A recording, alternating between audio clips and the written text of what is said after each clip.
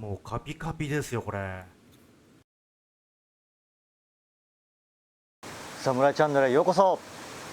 今回はこのマキタの 18V 電動草刈り機のメンテナンスを行っていきます。どうしてもね、このヘッド部分のところにゴミが溜まってきたりグリス切れになってきてしまうんですよね。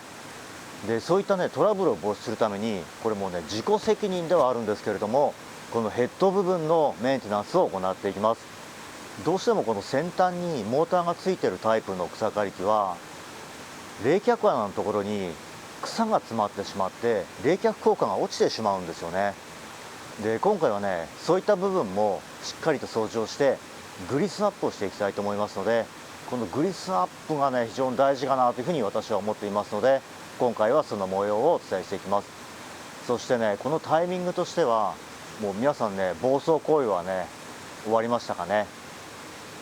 私はね一応一通り暴走行為を終えましたので、今回このシーズンオフメンテナンスも兼ねてこの電動草刈り機のグリスアップと清掃を行っていきます。それではその模様をご覧ください。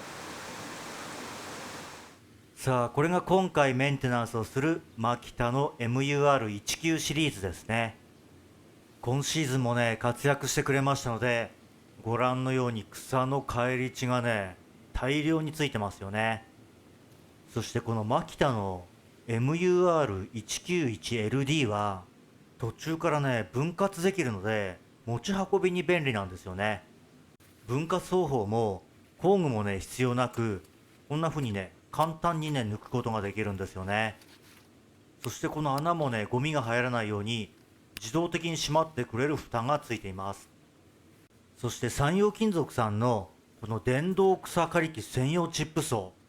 3S ホワイト、こちらをね取り外していきます。 18V のタイプにはこれほんとねおすすめですね。別の動画で詳しくレビューしてますので、興味ある方いましたらぜひご覧ください。そしてこのガードをまず取り外します。これはもうねはまってるだけですので簡単に手でね取り外すことができます。そしてねネジを取り外すんですけれども、このネジの穴にね草が大量に詰まっているので、先の細いドライバーでこのネジ穴のね清掃を行っています。さすがにこれだけ入っているとね、ドライバーとネジもうまく噛み合ってねネジが外れてくれないですよね。取り外しはこの電動ドライバーを使って取り外していきます。最初だけ手の力でクイッとね緩めておいてから、電気の力で一気に緩めていきます。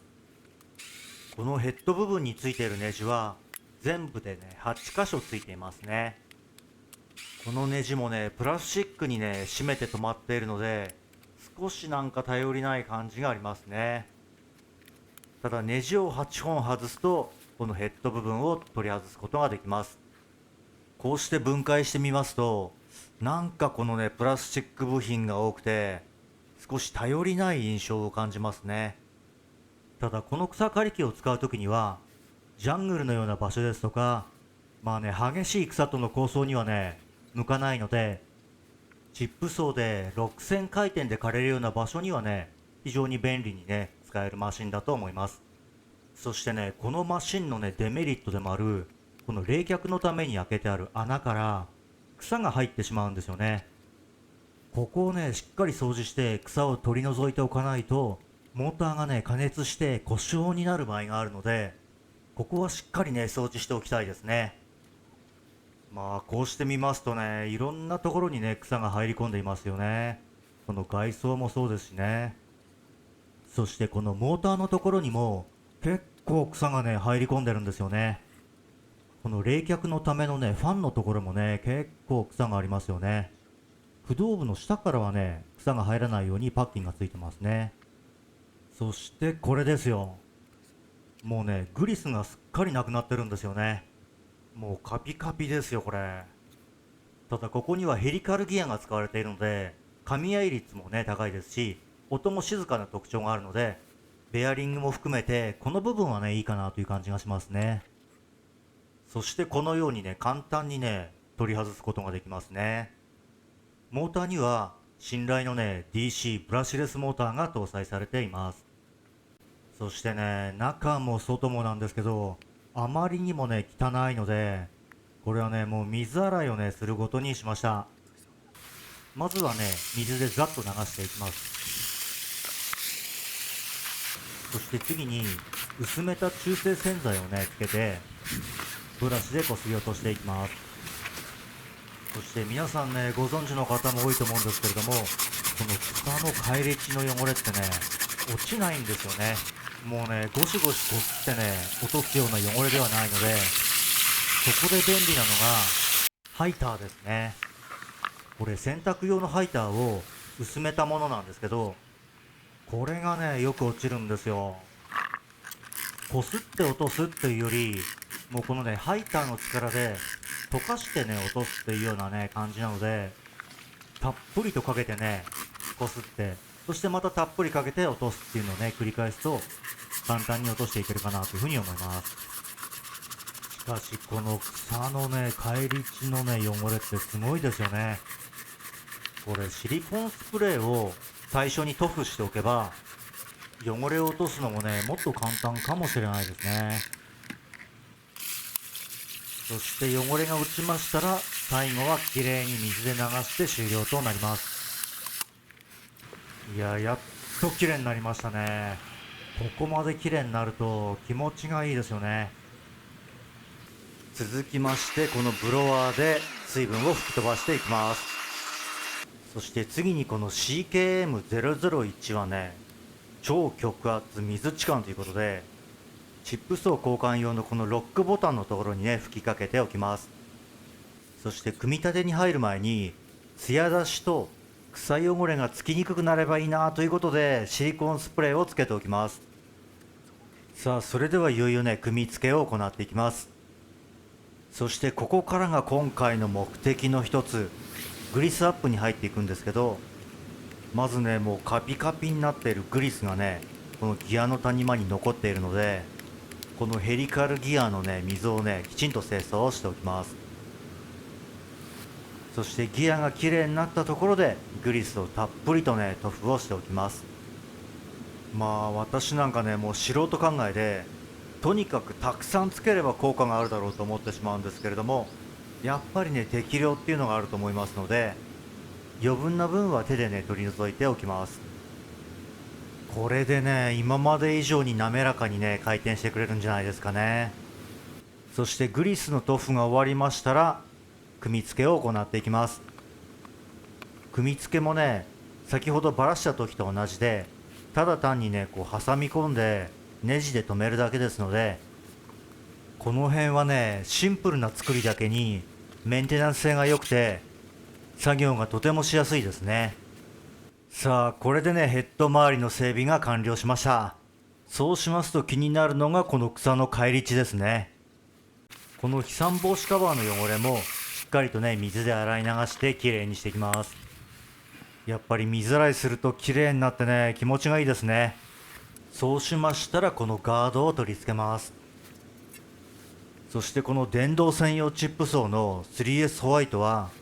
純正品のね、チップ層と違ってとても作業性がいいので、これはね、ほんとおすすめですね。そしてカップを取り付けて、この締め付けボルトを専用工具で締め付ければ終了です。滑らか、いい音してますね。このモーターハウジングも新品同様のね、綺麗さを取り戻して、この通気口もね、しっかりと清掃できてますよね。そして内部のヘリカルギアもね、たっぷりとグリスアップしましたので、これで来シーズンもしっかりと働いてくれるんじゃないですかね。まあ侍の刀っていうのはいつ戦いになるかわからないので、常にね、刀はベストな状態にしておきたいですよね。さあ皆さんいかがだったでしょうか。いやもうね、ピカピカになってね、非常に気持ちがいいですよね。